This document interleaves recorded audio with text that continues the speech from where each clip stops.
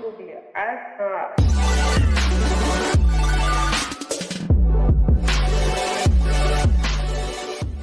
Hey, what is going on, guys? It is the SMT. Thanks for tuning in to watch this edition of the SMT YouTube channel.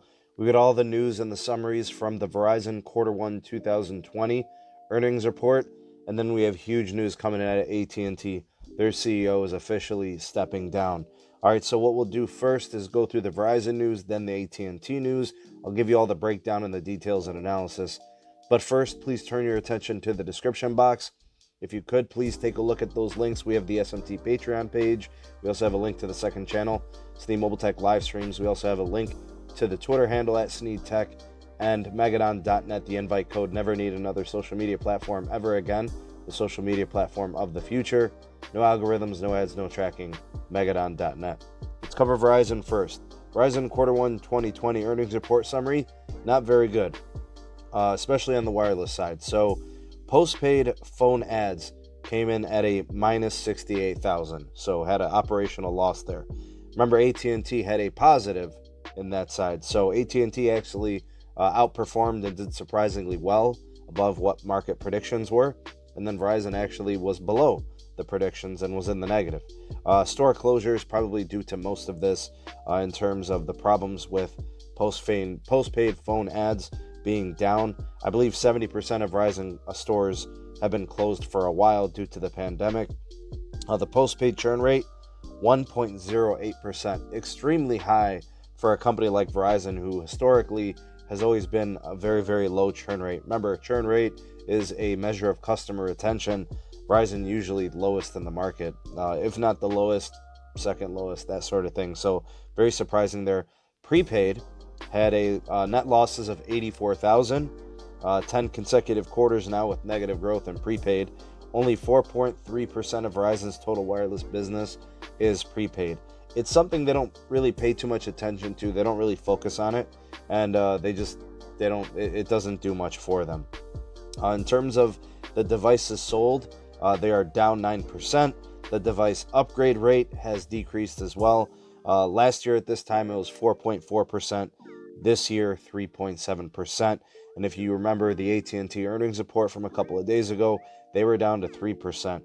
Operational revenue for Verizon dropped. Shares have dipped accordingly. There is a bright side for Verizon. Good ads in the business side. Business account increases were very good. They added 475,000 business devices, phones, tablets, and connected devices, including hotspots and jetpacks and things of that nature. The Fios TV, their pay TV service, was down, minus 84,000 subscriptions. And then on the Fios internet side, that was actually good, 59,000 added. So overall, postpaid wireless, bad. Prepaid wireless, bad. The Fios TV, bad. And then Fios internet, good. So a lot of bad, just a little good. The business accounts was nice. I'm probably, if I was going to predict what's going to happen in the future with Verizon, some of this may be attributed to the pandemic. I think some of it also due to the fact that the market is kind of shifting a little bit, and I think Verizon has to adjust. They do seem to have a CEO that understands that. I think there are some changes coming in terms of promos and device offers and specials. Expect postpaid to be really aggressive for Verizon in the second quarter. Upgrade rate should improve. I think also lines, people should be coming back to Verizon based on promotions, adding lines and things of that nature in the Q2, especially Q3. I think Verizon is poised for a massive Q3 and Q4. But it does look like the pandemic did hurt them bad, along with AT&T. So, speaking of AT&T, this is the big news here. AT&T news, current CEO Randall Stephenson officially going to step down. It looks like he says he's going to retire in June of 2020. Now, if you think about the time frame, that's just a couple of months away. The situation there, John Stankey, the current president and COO, will take over starting July 1st. John Stankey will be a successor. No surprises on either of these bits of news. No surprise that Randall Stephenson is gone, and no surprise that John Stankey will take over. John Stankey hired a new media CEO a couple of weeks ago. This move has kind of been in the works for months, if you ask me. Pretty much Randall Stephenson has been a sitting duck. investigations from investment firms last year. Elliott Management, that happened. Previously I did a story on that. They've had huge problems in the media side, tons of debt, with TV problems, Time Warner and DirecTV failures. Shareholders, investors, and especially the Elliott Management situation, it was just doomed. All right, so here's kind of what Randall Stephenson leaves behind as a legacy. He had the failed T-Mobile and Sprint merger in 2011. Randall Stephenson basically breathed life into the T-Mobile company. T-Mobile was doing awful. They got the merger, the acquisition with Metro PCS, and then John came along, and all of the rest is history. And it was pretty much all because of that failed merger that AT&T had to give up so much to AT&T in the breakup. Remember, he had to give them a 7-year roaming agreement, which gave them an access to a network. He had to give them $3 billion cash, and he also had to give them Band 12 spectrum.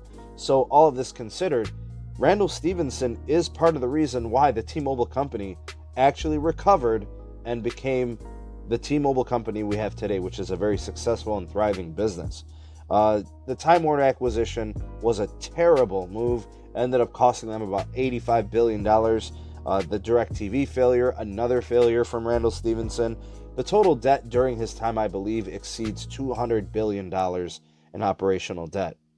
Randall Stephenson, in my opinion, will go down as one of the worst telecom CEOs of all time. So a lot of negative and bad stuff in today's update. You guys let me know what you think of any of these news in the comment section below. I'd love to hear what you guys have to say.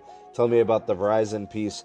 Tell me about the CEO stepping down, Randall Stephenson from AT&T. I'd love to hear what you guys have to say. If you did appreciate this video and found it informative and enjoyed it, please do like and share this video. Also, if you're new, this is your first time here, consider subscribing and activating that bell notification icon so you never miss an upload from the SMT. And if you are a real one and you watch this all the way through, hashtag bye-bye Randall. Hashtag bye-bye Randall. Stepping down as the CEO. Basically getting pushed out, if you ask me. But that's it for this one. Thank you guys for watching. Appreciate it so much. More videos on the way. We'll have a couple for you here in the next couple of days. Some good stuff for you. So stick around. Keep it tuned to the SMT YouTube channel. That's it for this one. I am the SMT, and we'll catch you guys on the next video. Peace.